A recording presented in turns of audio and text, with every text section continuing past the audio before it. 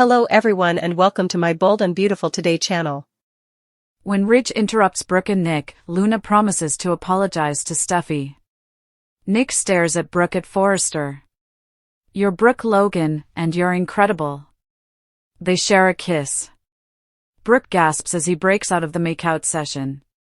"Well, we know that still works," Nick laughs. Brooke tells Nick that while she's glad to see him, she's a little perplexed. Nick requests that she tell him what transpired between her and Ridge. Brooke acknowledges that the takeover was the reason. He felt deceived by her attempts to regain control of the business. Like he always does, Nick assumes that's when he ran back to Taylor. Is this caveman truly what she wants? Are you interested in happiness? Yes, she replies. Nick asks whether she wants a man who will love her and only her, and who will treat her with respect and kindness. Ridge gives Taylor comfort. Taylor notes that Ridge didn't respond to her inquiry when he kisses her at the Forrester mansion. "You want to know how I feel about Brooke," groans Ridge. Before he returns home, Taylor learns that Brooke made another move on him. Although Ridge is in love with Taylor and won't be leaving, he will always have feelings for Brooke. "You are my future." Taylor wants to confirm that he is telling the truth to himself. Brooke won't let him go, even though she knows he believes what he's saying. She appears to believe that she can win him back if she fights hard enough. "What do you want me to do?" Ridge asks. "Speak to me." Ridge inquires about Taylor's happiness. She never succeeded in getting them back together. They had always been separated by Brooke. Although Taylor is unsure, Ridge believes she will find someone new. She promises that she won't stand in their way. Ridge tells her that even if he has to return to work, he is right there with her and won't be leaving. Taylor informs him that she believes in both him and them. They share a kiss. Hayes is stalked by Luna. Hayes informs Steffi that they studied seaweed at the beach school. Liam tells Finn across the room that he's happy he's taking Luna's threat seriously. Finn is sleeping next to the bed with a baseball bat. Liam must understand that he has a plan after you understand. Luna uses binoculars to view them outside. Finn promises Liam that he won't allow anything to happen to Steffi and the children. They are joined by Steffi, who advises them to stop wasting time discussing Luna. Liam laments that he can't stop thinking about Hayes and Kelly and how unaware they are of Luna's danger. Luna gives Hayes a menacing glance as he peers out the window. Hayes is informed by Steffi that Electra will be picking him up today. He is thrilled. They show their affection. Liam tells Finn across the room that he is not disparaging him as a father or husband. He doesn't want him to worry, but Finn understands that he is worried about Steffi and the children. Liam simply can't get rid of a sensation. They ought to be terrified. As she watches from outside, Luna flashes Steffi a warning to keep her distance and not call Hayes her half-brother. She fumes and grinds her teeth. Without any sense of reason, Finn and Liam go over Luna. Finn's own daughter must be frightening him. Finn asks if the first day went well as the teacher and the other children stream in. She agrees and gives Liam another thank you for letting them use the house while they wait for their new facility to be finished. Hayes also acknowledges Liam. He is reassured by Liam that he would do anything for Hayes and his parents. Luna watches as Liam, Steffi, and Finn go. Steffi, Finn, and Liam laugh about the children at the beach school back at the Cliff House. Finn gives Liam another thank you for letting him use the beach house. Liam is happy that he is having an effect. According to Finn, Hayes sees him like an uncle. Liam is elated. Concentrating on those he cares about helps. But if he believes Luna will continue to prowl around, he can't seem to find rest. Hayes responds to the teacher's inquiry concerning sand at the beach school. Luna smiles as she observes the child outside and says, "Steffi, do you want to keep me away from my father? You'll regret it." Ridge and Nick got back together. Brooke tells Nick at Forrester that she cannot imagine her life without Ridge. Without Forrester, Nick is aware that she is unsure about who she is. His ego is trying to control her, which is unfair. What if her belief that Ridge is her fate is incorrect? What if she is looking directly into her destiny? Nick shares his belief in fate with Brooke. He ended up there 20 years ago for a reason. She is the one he can't stop thinking about. She is in his heart no matter where he travels.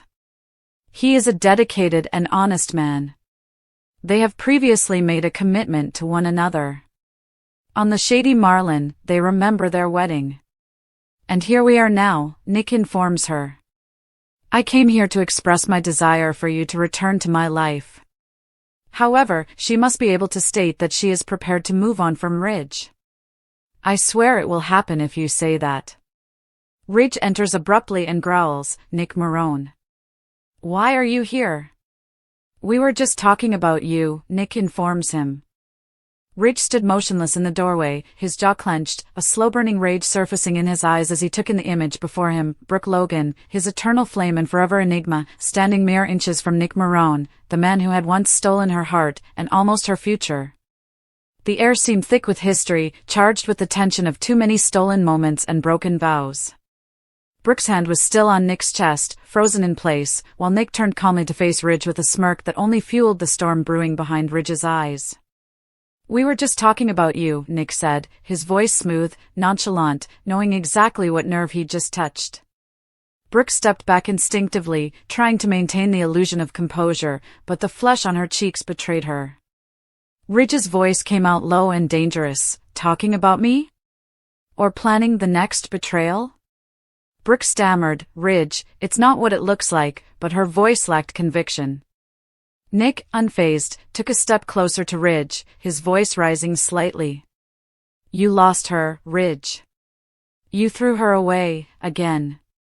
How many times does a man have to push someone aside before she finally sees she deserves better? Ridge ignored him and locked eyes with Brooke, searching, demanding answers not just for this moment, but for years of heartbreak. Tell me, Logan. Tell me you weren't going to go back to him. Brooke's lips parted, but the words wouldn't come. She didn't want to lie, but the truth was murky. She missed Ridge, loved Ridge, but Nick had always represented something she couldn't quite forget, a kind of love that didn't ask her to shrink. Nick's voice cut through her silence. Maybe you should go back to Taylor. She's safe, predictable. Brooke's never been either of those things, and you know it. Ridge turned on him with venom. You don't get to talk about her. You never did. And before Brooke could speak, the men stood toe-to-toe, past grudges and ancient wounds boiling over. The office that had birthed fashion dreams was now a battleground. Ridge's fist clenched, but before violence could erupt, Brooke stepped between them. Stop it! Both of you. This isn't about proving who's the bigger man, it's about what I want. Her voice trembled, but the fire returned to her eyes. I loved you both. I still do. But I'm tired of being the prize in your ego war. She looked at Ridge, then Nick. I don't know what my future holds.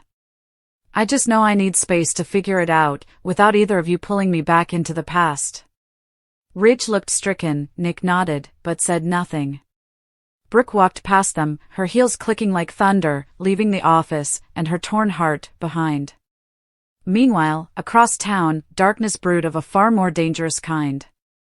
At the beach school, Luna crouched just beyond the shrub line, binoculars pressed to her face, her knuckles white with tension. Every muscle in her body ached with restraint as she watched Hayes giggle, oblivious to the weight of his existence. He looked so much like Finn it made her stomach twist, not with affection, but with bitterness. You want to pretend I don't exist? She whispered, the wind carrying her venom. You think you can erase me from his life, Steffi? Her lips curled in a dangerous smile. You'll be sorry. The memory burned in her mind, Steffi's cold eyes, the dismissive tone, the warning to stay away. He's not your brother. You're not family, Steffi had said. And Luna had swallowed the humiliation then, but not now. No more bowing. No more waiting. She'd made her choice. And it began today. She slipped a hand into her bag, fingers brushing the edge of a folded photo, a picture of her and her father, taken in secret, never meant to exist. Proof. Proof that no matter what Steffi said, blood didn't lie. Back at the Cliff House, the energy was light, deceptively so. Steffi and Finn were relaxed, thankful for Liam's continued help, unaware that a storm was inching closer with every breath. Hayes had been happy lately. Kelly too. They tried to keep things normal despite the quiet tension that Luna's return had brought. But Finn felt it, in his bones, in the way Steffi checked the locks twice, the way Hayes sometimes glanced at the trees. Liam tried to keep things light, joking about becoming an unofficial teacher's aide at the beach school, but under the laughter, he was watching. Waiting. He didn't trust Luna. Not after what she'd said to Hope. Not after how she'd followed Steffi that day. And not with how obsessed she was with proving she belonged. She's not going to stop, Liam muttered under his breath. Finn, still the diplomat, tried to ease the tension. We'll protect them. No matter what. But his grip on Steffi's hand was a little tighter now. Luna's shadow had grown too long to ignore. At the same moment, Taylor sat quietly in her home, staring at the phone. Ridge hadn't returned her last message. A strange unease gripped her. She tried to rationalize it. Ridge always got pulled into work chaos, but her gut told her something had shifted. And she was right. At Forrester, Ridge sat alone now, after both Nick and Brooke had gone. He stared out the window, tormented. The pain in Brooke's eyes, the finality in her voice, haunted him. Could he really walk away? Had he ever really left? Taylor offered him peace, predictability, love without drama. But Brooke? Brooke was wildfire.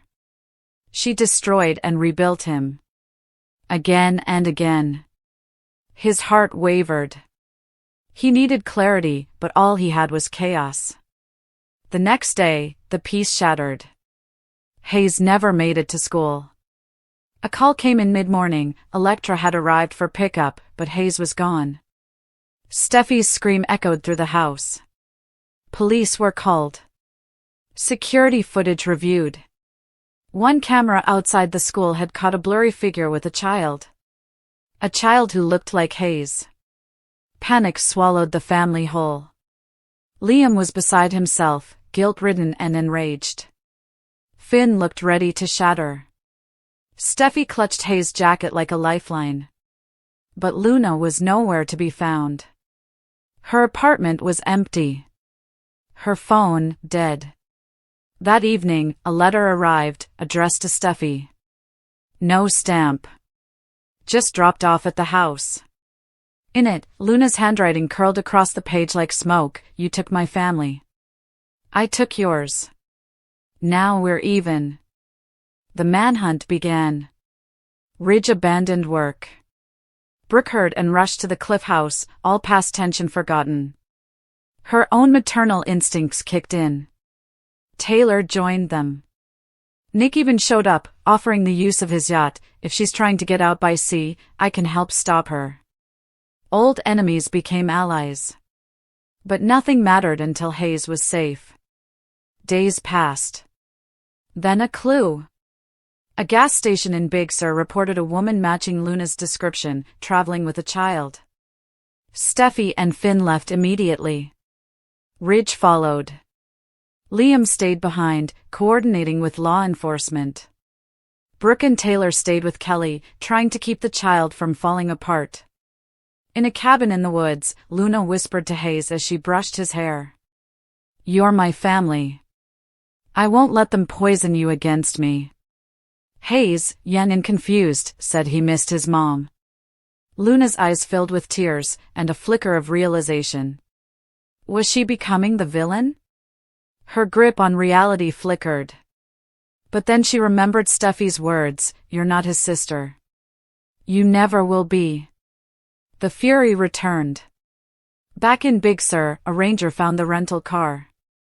The area was cordoned off. Ridge and Steffi hiked through the underbrush, voices hoarse from yelling Hayes' name. Then, a sound.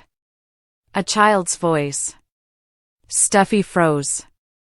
"Hayes," she called. And then, the impossible. He ran into her arms. Luna stood behind him, arms limp at her sides. Her face pale. "I never meant to hurt him," she said. "I just wanted to belong." Ridge stepped forward, eyes blazing. "You kidnapped a child. You don't get redemption." Police cuffed her. As she was led away, Luna looked at Steffi. "I told you. You'd be sorry." Back at the Cliff House, Hayes was safe. But everything had changed.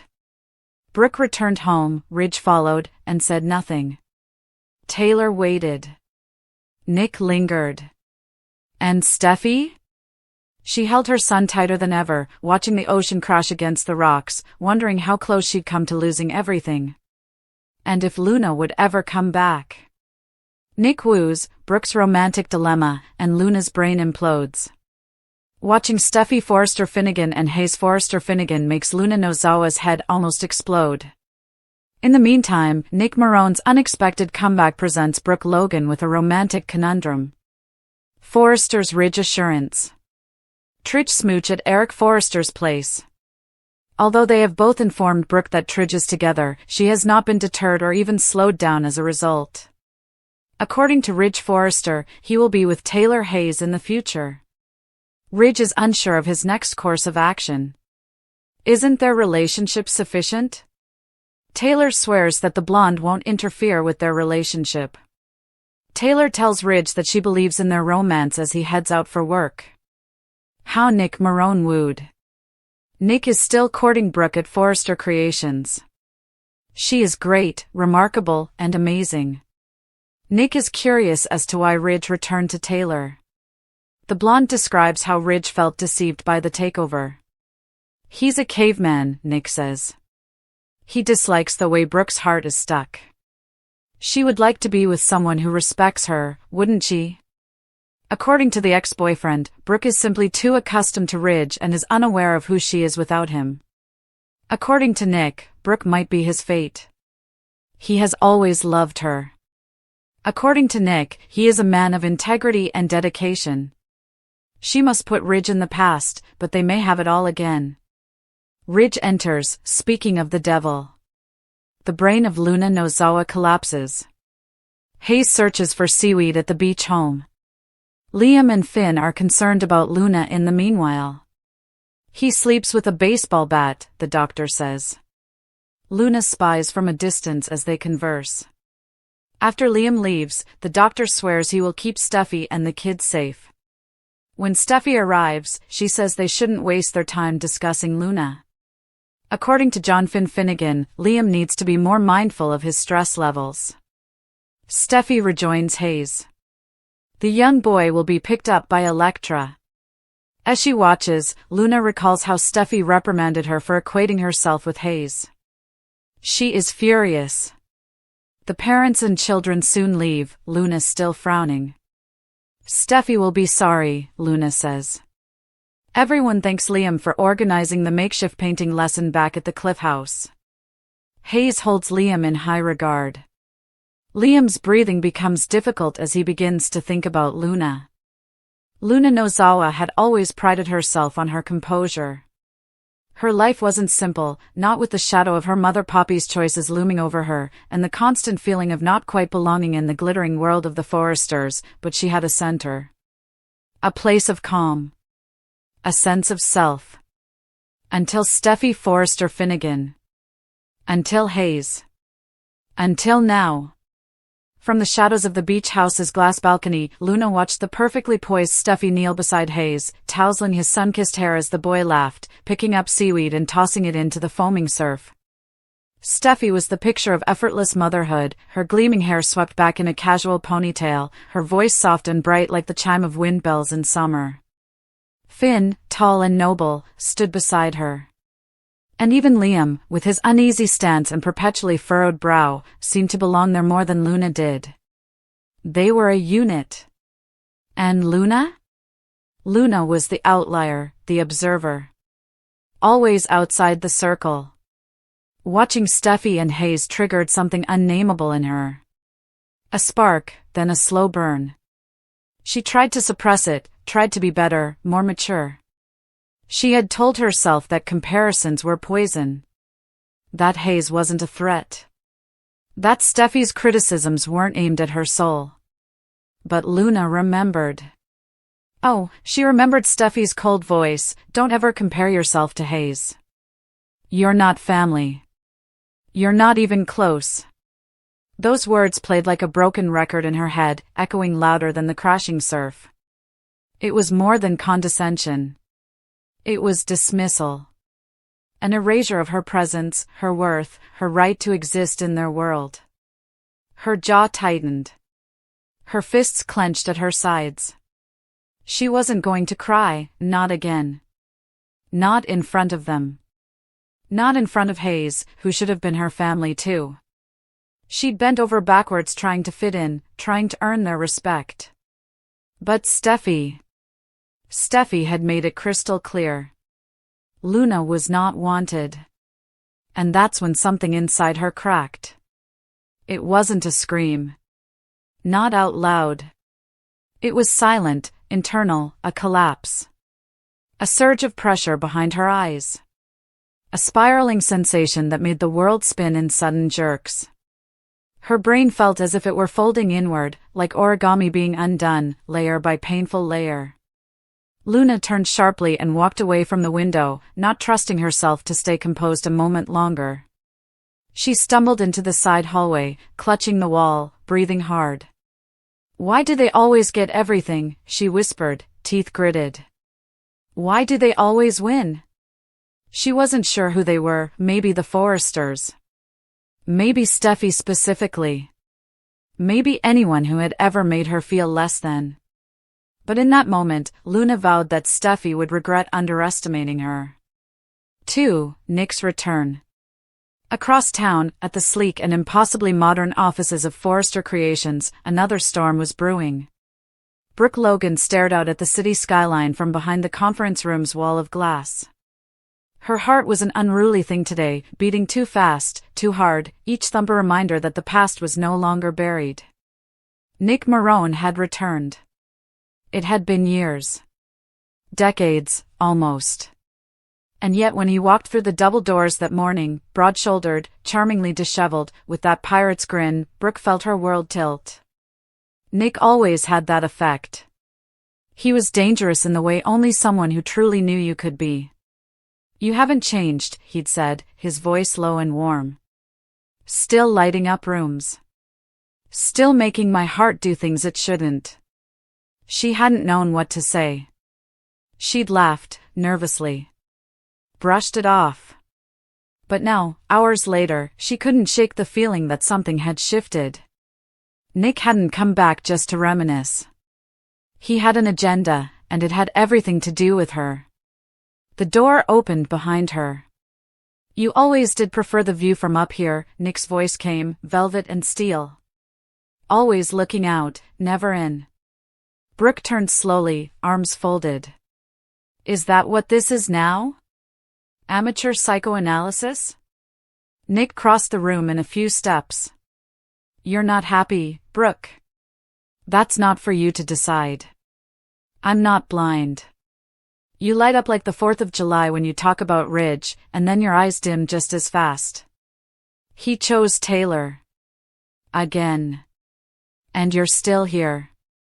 Still waiting. Still hoping." She wanted to argue, but the words wouldn't come. "You could have more," he said gently. "You deserve more. Someone who sees you. Respects you. Cherishes you." "Like you?" she asked, voice barely a whisper. "Exactly like me." He stepped closer, the tension electric. "I've changed, Brooke. I'm not the man who walked away before. I've built something real. But the one thing I never stopped wanting was you. You were never just a phase. You're my person. You always were." Before Brooke could respond, the door opened again, and Ridge Forrester strode in. A beat of silence. Ridge's eyes flicked between them. Am I interrupting something? Brooke straightened, suddenly ice. We were just talking. Nick smiled coolly. Just reminding Brooke what it's like to be wanted without conditions. Ridge's jaw tightened. Can we have the room? He said to Nick. Nick hesitated, then smirked and walked out, brushing Brooke's arm as he passed. Ridge turned to her. What's going on, Brooke? She didn't answer. Because she wasn't sure anymore.